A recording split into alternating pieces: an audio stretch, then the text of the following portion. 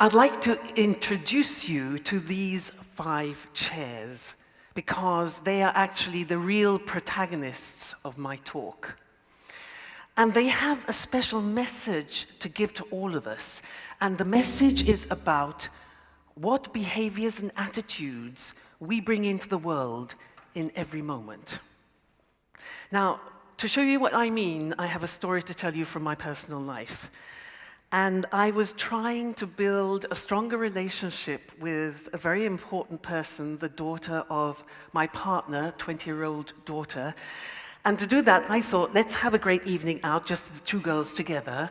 And I chose a special venue, the Blue Note Jazz Club in Milan. And that night, the Manhattan Transfer, which is my favorite jazz group, were playing.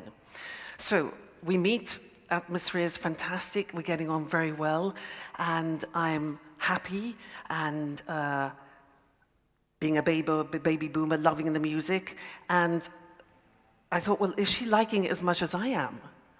And so in that moment, I just turned to look at her to check. And what did I see? I saw this. She was on her iPhone. Now, how to react? I had some choices. First choice. Excuse me, I mean, what is she doing? She's on her iPhone. I mean, I spent all this time and money thinking of a fantastic evening. I bring her here, and what, after 2 minutes, I take my eyes off her and she's on her phone? I mean, what is wrong with this generation? I mean, they've got an attention span of a fruit fly, for heaven's sake. God.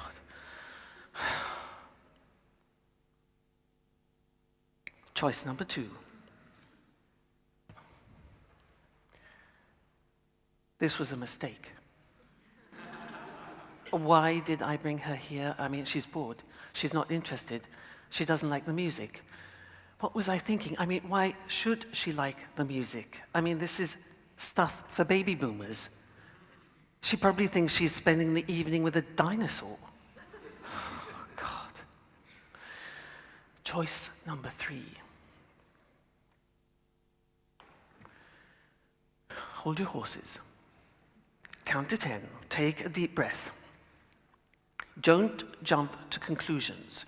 You don't know what she's doing on her iPhone, so just relax. Take it easy. Have another drink. Choice number 4.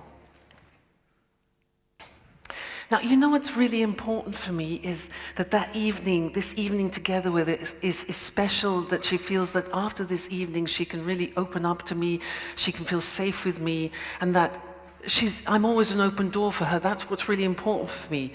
And I just hope it's going to happen. I just hope. Choice number 5.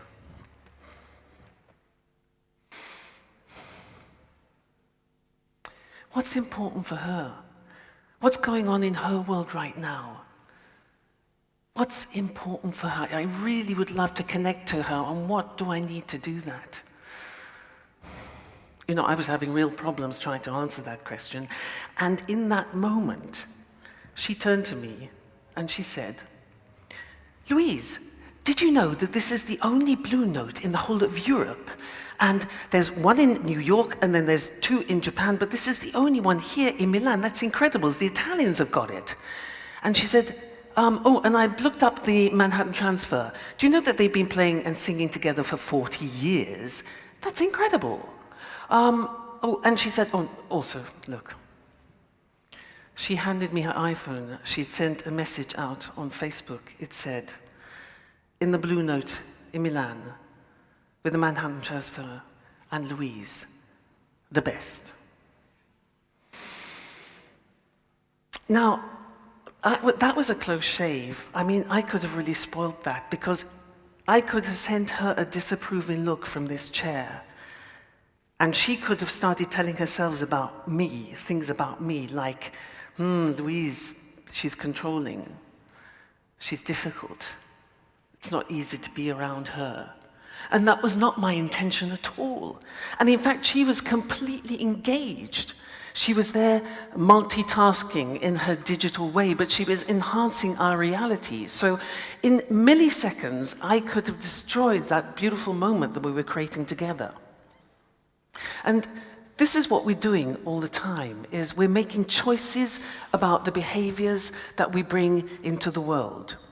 And the choices that we make have a direct impact on the conversations that we have, the relationships that we form, and the quality of our lives in general. So what can we do at a practical level to help us be more conscious about this? Because we don't get trained in this at school. It's not on the school curriculum, how to behave well, really. So what can we do? Now, the idea of the 5 chairs came to me when I went and attended a 9-day course in nonviolent communication with its late founder, Marshall Rosenberg, an extraordinary man who did so much for world peace. And after that, it sort of changed my life. After that, I decided that it was a message that I needed to get into our workplaces. Workplaces where I spend most of my time being a coach, a facilitator, and a trainer. And also where we produce some of our most questionable behaviors, sometimes toxic behaviors. So the idea of the 5 chairs is to help us slow down how we are behaving in every moment of our lives and to analyze what's going on. So what I would like to do is look at the chairs more closely and explain them. The red chair. So this is the jackal chair. I mean, jackals, incredibly clever, incredibly opportunistic animals. They're always on the lookout to attack. And in fact, this chair here is the chair where we misbehave the most. In this chair, we love to blame, to complain, to punish, to gossip. But our supreme game in this chair is to judge. And if you don't believe me, I invite you to go on a mental diet.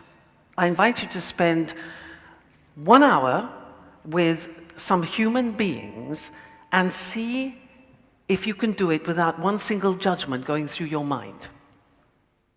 I mean, watch ourselves. Somebody walks in the door. We go, bzzz, I like, don't like, not really interested. And we don't know anything about them at all. So this chair here is a judging chair. There's actually another game that I love in this chair. It's the I'm right game. And I used to do that all the time, until my brother gave me some feedback. I used to do it with my mother because my mother likes to exaggerate. So she would say something like, yes, there were 30 people at the family gathering. And my job was to correct her. And I would say, no, Ma, there weren't 30, there were 13.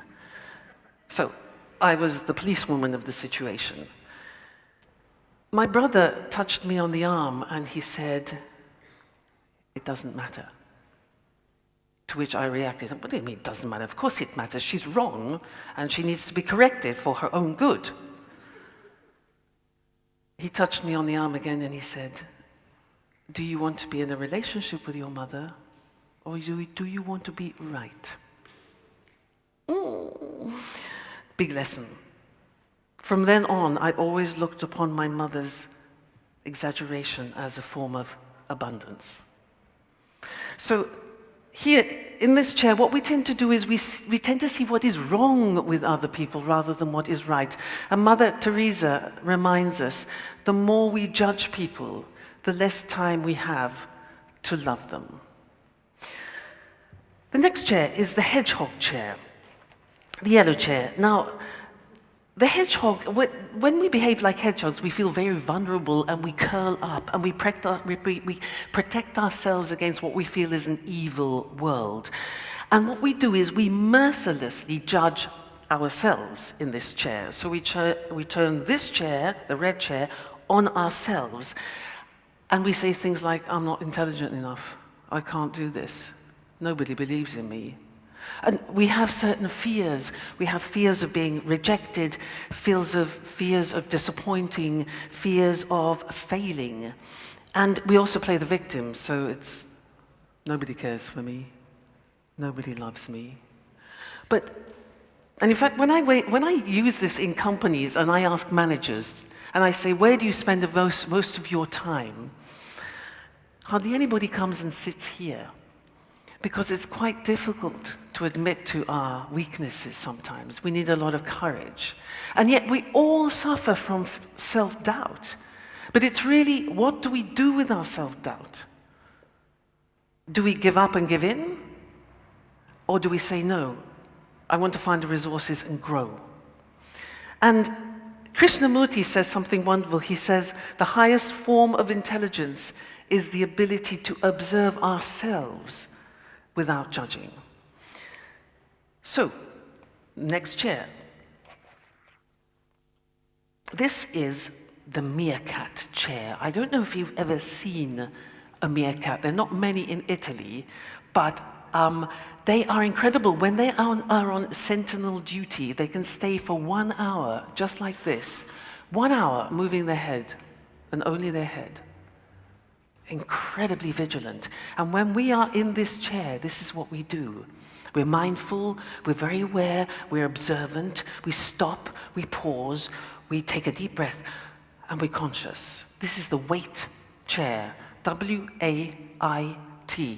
What am I thinking? What am I telling myself? So here we become very curious. So if somebody's angry, instead of saying, for God's sake, grow up, will you? We think, I wonder why that person's angry. And we feel interested. So this chair here is, when I think of Nietzsche, this is such an important quote for this chair. He says, you have your way, I have my way. As for the right way and the only way, it does not exist. So here we have a choice. The red pill or the blue pill. It's the sliding door chair. And in this moment, when we make the right choice, we move into successful living. Next chair. Here we go into the world of detect. Now, why detect? Detect because we become detective of ourselves, like Sherlock Holmes of ourselves. We take a magnifying glass and we look at our behaviors. It's a beautiful chair, this, because we become self-aware. We know who we are, we know what we want, we know where we're going. We're not afraid to speak our truth, but we also create our boundaries. We look after ourselves in this chair, but we're very, very powerful. We don't give our power away. Here we give our power away. So here we grow, we become free, we come into our full power, and we become assertive, but not aggressive. So Aristotle said, knowing yourself is the beginning of all wisdom, and we can be here for our whole lives. Why the dolphin? The dolphin, because it's such a wonderful animal, it's playful, it's intelligent, it communicates beautifully. And when I think of the dolphin, I think of us at our very best as human beings. So, next chair.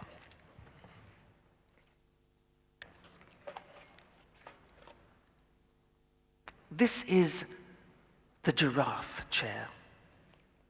Very beautiful chair, very difficult. I don't know if you know, but the giraffe has the biggest heart of all land animals. It's that size. And not only does it have the biggest heart, it also has the longest neck. So it has incredible vision.